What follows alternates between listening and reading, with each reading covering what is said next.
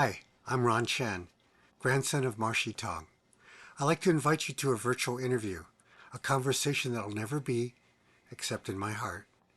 I never had the opportunity to meet my grandfather as he died a few months before I was born. However, he lives on, through these stories inspired by his words and recollections of my mother, May. I dedicate this interview to the memory of my grandparents.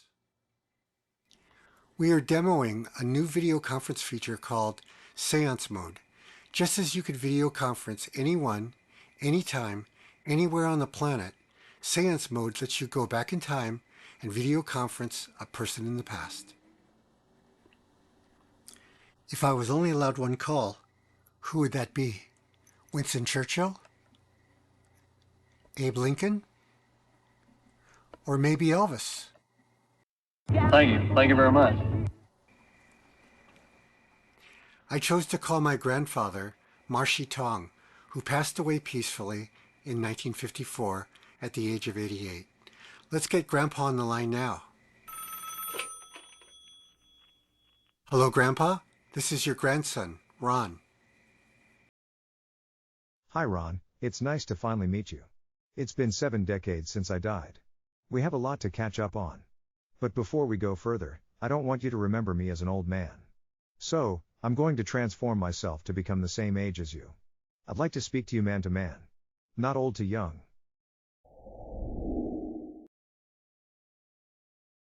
Now, this age feels comfortable. So, what did you want to talk about?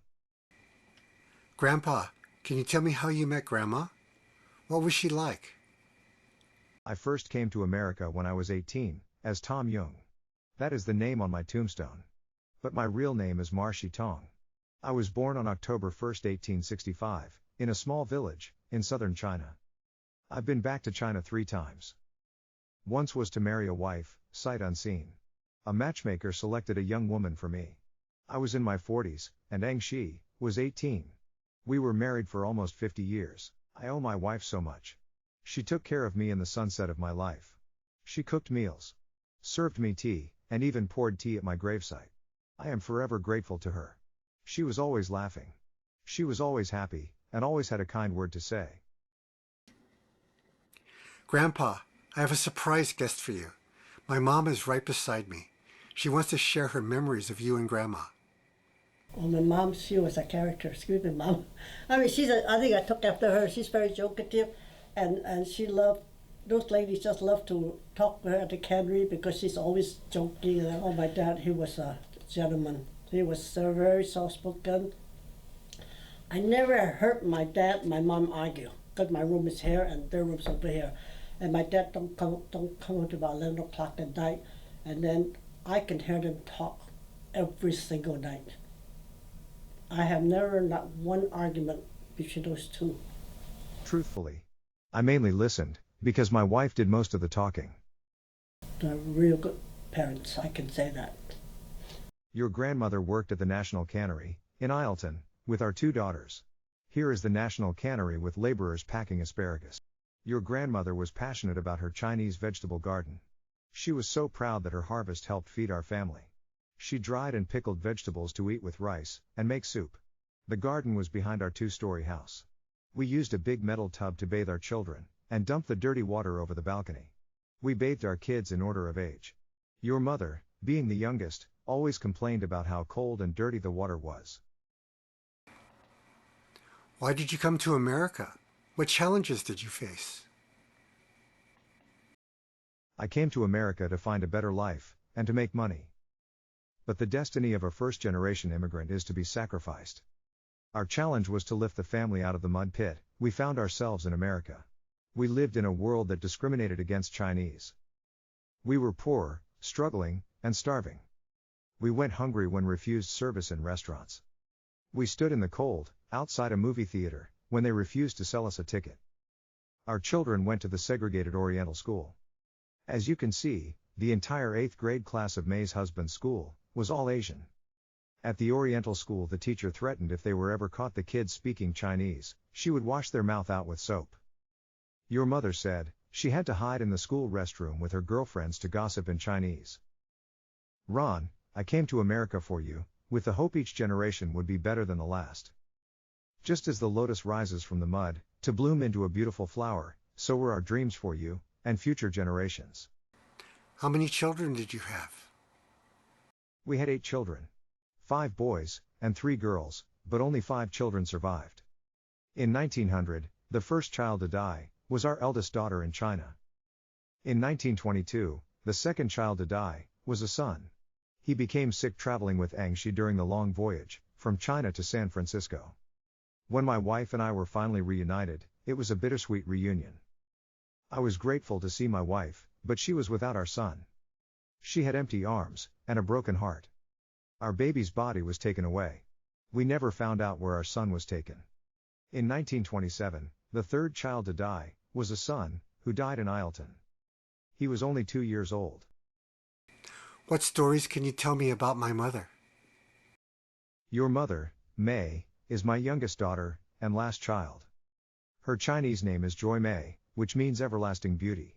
But I call her Mui Jie, a Chinese term of endearment, meaning, little daughter. Anyone old enough to work, did work, to help support the family. When there was no one to stay with May when she was little, I brought her with me to the gambling house. My main job was to cook, but I was also a lookout and doorman. My job was to let gamblers in, and to warn them if police came knocking at the door. The gambling house had 2 doors to get through. The front door is where I peeked out. After letting customers in, I opened a second door, to let them into the gambling house.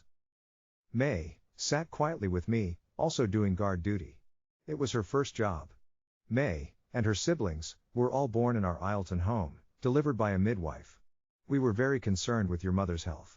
She was sickly as a child. But she is tough. May has outlived me by nearly a decade. For my children, she is the last of her generation. Almost all my Ileton born, lived full, rich lives, nearly equal, or longer than mine. I hope succeeding generations are also gifted with good health and longevity. What was it like living through the Great Depression of 1929, the most devastating economic collapse in U.S. history?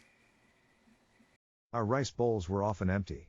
Sometimes, dinner for our children was only a cup of hot water and crackers. Or a piece of bread with sugar on it. What helped keep my family alive, is when I was a cook at the gambling house, I scraped uneaten food scraps off the dishes to be washed. Your mother came at night to the back door, as I handed her the bucket of scraps in the dark, so people would not look down on us. Grandpa, I think your daughter wants to add something. That's how I was growing up. But you know what? It's not the food. We never complained, but it's the family what we had.